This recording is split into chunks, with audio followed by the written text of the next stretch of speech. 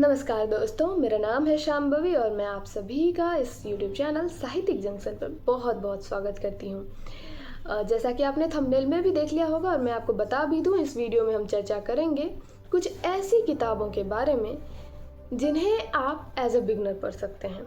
हाँ, तो अगर आप रीडिंग की जर्नी की शुरुआत कर रहे हैं और आपको चाहिए कि आप कुछ किताबें पढ़ें जहाँ से आपको रीडिंग में इंटरेस्ट आए, तो एज अ बिगनर अगर आप शुरू कर रहे हैं तो आप देवी प्रकाश दुबे जी की अक्टूबर जंक्शन, मुसाफिर कैफ़े, ये सब किताबें पढ़ सकते हैं। इतना ही नहीं, आप देवी प्रकाश दुबे जी की सारी ही किताबें पढ़ सकते हैं क्योंकि उनकी लिखावट बहुत ज़्यादा डेंस नहीं रही हैं। वो बहुत ही 1-to-1 कन्वर्सेशन वाली किताब रही हैं और उसके बाद जो है वो बहुत ज़्यादा थॉट्स में कहानी नहीं चलती, वो फ्रंट पे कहानी चलती है। तो जो हो रहा है वो सीधे एक फ्लो में जाता है। आपको बहुत ज़्यादा घुमावदार नहीं लगेंगी कहानी, जलेबी की तरह घूमती हुई, या फिर बहुत ज़्यादा थॉट्स में बहुत ही डेंस थॉट्स के साथ नहीं आएंगी। लेकिन ऐसा नहीं है कि वो लेसन्स नहीं देंगी, वो भले ही सरल लिखावट में आती हैं लेकिन वो लेसन्स भी दे के जाती हैं। तो आपको देवी प्रकाश दुबे जी की जितनी भी किताबें आप उनको पढ़ सकते हैं। आप अमृता प्रीतम जी को पढ़ सकते हैं।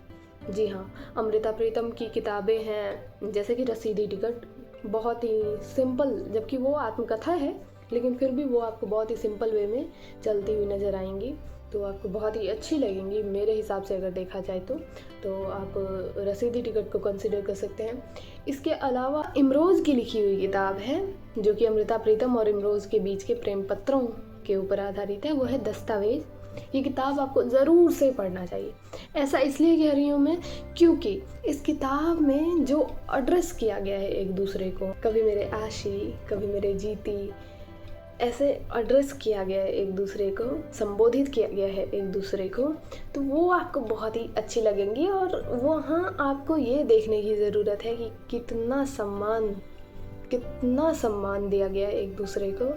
जब हम प्यार करते हैं तो प्यार में सबसे ज़्यादा रिस्पेक्ट की ज़रूरत होती है। साथ ही साथ ये जो होता है ना कि हम बयान नहीं करेंगे, हम जताएंगे नहीं, हम दिखाएंगे नहीं वाला चीज़, आप वहाँ देख सकते हैं कि कैसे जताया जाता है, कैसे आप दूर रह के भी अपने प्यार को एहसास दिला सकते हैं कि हाँ आप मिस कर रहे हैं। वो भी वो ज़माना था जब चिट्ठियों का ज़माना था, आज तो फ़ोन उठा लिया, मैसेज कर दिया, वैसा था।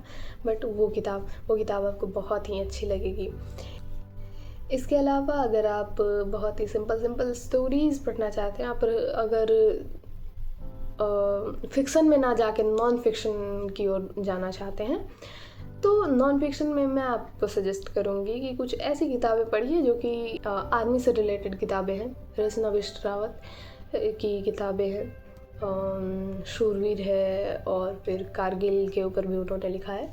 ये सब सारी किताबें हैं जो कि आपको अच्छी लगेंगी। एज ए बिगिनर अगर आप नॉन फिक्शन पढ़ना चाहते हैं तो यहाँ आपको बहुत ही जुड़ाव वाली किताबें मिलेंगी जो आपको जोड़ेंगी। रचना बिष्ट रावत इसके लिए बहुत ही सही राइटर रही हैं। इसके अलावा आप पढ़ सकते हैं मोहन राकेश को।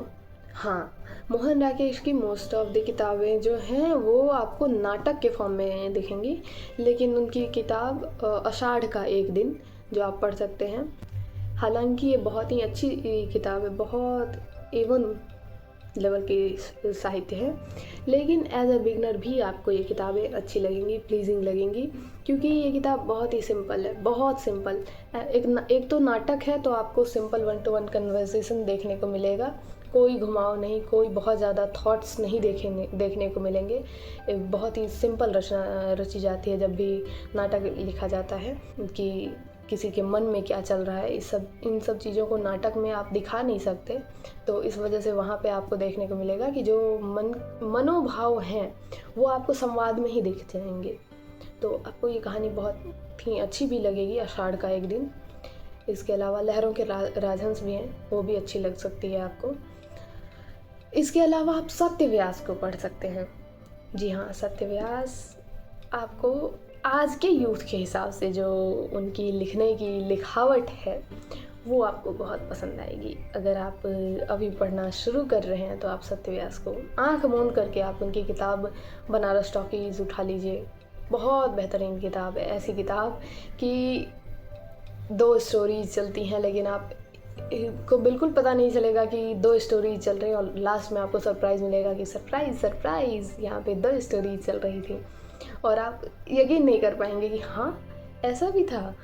और उनकी किताबें इतनी अच्छी रही हैं और उनकी लिखावट भी आपको बहुत ही फ़नी, बहुत लाइट वेट, आप मतलब अगर किताब पढ़ के आप अपने आप को इन लाइट फील करवाना चाहते हैं, आप बहुत ज़्यादा बोझिल हैं, आप बहुत ज़्यादा परेशान हैं और अपने जीवन में तनावग्रस्त हैं और फिर आप किताबों को ज़रिया बना के उन तनावों से दूर जाना चाहते हैं, तब आपको सत्यव्यास की ओर जाना चाहिए। बहुत अच्छी किताबें लिखते हैं वो, उनकी भी लिखावट की तारीफ़ होनी चाहिए।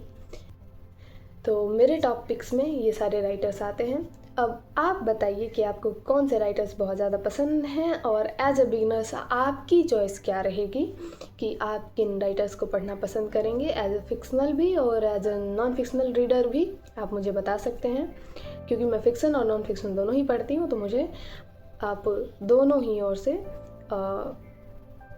अपनी सजेशंस दे सकते हैं, दोनों ही पहलू पे सजेशंस दे सकते हैं। बाकी मैं आपके अगर बुक्स बहुत सारे सजेशंस आए तो मैं उन सजेशंस को भी अपने किसी वीडियो में ज़रूर अपलोड करूँगी। तब तक के लिए मुझे यानी शांभवी को दीजिए विदा। नमस्कार।